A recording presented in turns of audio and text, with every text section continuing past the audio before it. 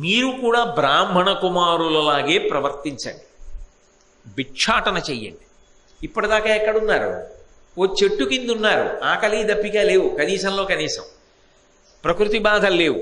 ఇప్పుడు ఇంకా పెద్ద కష్టంలోకి వెళ్ళారు. ఇప్పుడు ఏం చేయాలి? భిక్షాటన చెయ్యాలి. ఎవరు? యువరాజ పదవి నిర్వహించిన వాడు, సార్వభౌముడిలా బ్రతికినవాడు, రాచన్నం తిన్నవాడు, ఇంత గొప్ప తమ్ముళ్ళు ఉన్నవాడు భిక్షాటన చెయ్యాలి. వాళ్ళు అంగీకరించారు. అది కష్టాన్ని తట్టుకోవడం అంటే, అది బలం అంటే. సతికిల పడిపోకుండా నిలబడగలిగిన ప్రజ్ఞ అది ఎవడు సంతరించుకుంటాడో వాడు దార్శనికుడు, వాడు నడిపిస్తాడు. కాబట్టి ఇది నూరిపోస్తుంది భారతం.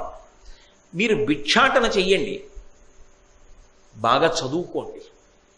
ఈలోగా మీకు నేను మళ్ళీ వస్తా, మళ్ళీ వచ్చి చెప్తా మీరేం చేయాలో. నేను మళ్ళీ వచ్చి చెప్పే వరకు భిక్షాటన చేయడం, అన్నం తెచ్చుకోవడం, తినేయడం, చాపేసి పడుకోవడం కాదు. వేదం చదువుకుంటూ ఉండండి. బ్రాహ్మణుల్లా నటిస్తూ ఉంటారుగా, ఎవరో గురువుగారి దగ్గర కూర్చోండి, వేదం వల్లి వేయండి, బాగా వేదం చదువుకోండి. వేదం ఏముంటుంది? సమస్తమైన జ్ఞానం అందులో ఉంటుంది. అది మీకు భవిష్యత్తులో పనికొస్తుంది. చదువు అన్నది ఎప్పుడు చదువుకున్నా తరువాతి కాలంలో పనికొస్తుంది. ఈ దేశానికి ఈ సంస్కృతి ఎప్పటికీ అలా కొనసాగింది. మహానుభావులు చాలామంది కారాగారాలలో ఉండి అద్భుతమైనటువంటి గ్రంథాలు రాశారు. సమయం నిష్కారణంగా వృధా కాకూడదు. ఘంటసాల వెంకటేశ్వరరావు గారు అయితే, నేను మంచి పాటలు పాడుకుంటూ డబ్బు సంపాదిస్తూ బయటుండిపోవడమా, ఓ పక్క స్వాతంత్రోద్యమం జరుగుతుంటే అని బంగారు భవిష్యత్తు విడిచిపెట్టేసుకుని భారతదేశపు జెండా మోసి ఉద్యమం చేసి జైలుకి వెళ్ళి పొట్టి శ్రీరాములు గారితో స్నేహం చేసి, పొట్టి శ్రీరాములు గారు మరణించిన తర్వాత శ్మశానానికి వెళ్ళి కచేరీ చేశాడు మహానుభావుడు. అది కారాగారంలో ఉన్నాం కాబట్టి సమయం అంతా వృధా అయిపోయిందని వాళ్ళు అనుకోలేదు.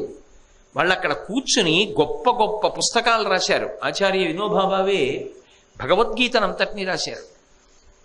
అరబిందో గొప్ప వ్యాఖ్యానాలు రాశారు. జవహర్లాల్ నెహ్రూ తన కూతురికి ఇందిరాగాంధీకి వ్రాసిన ఉత్తరాలు, లెటర్స్ టు హిస్ డాటర్ అన్న పేరుతో మంచి పుస్తకం అయ్యాయి. గ్లింప్సెస్ ఆఫ్ వరల్డ్ హిస్టరీ, గొప్ప పుస్తకాన్ని రాశాడు.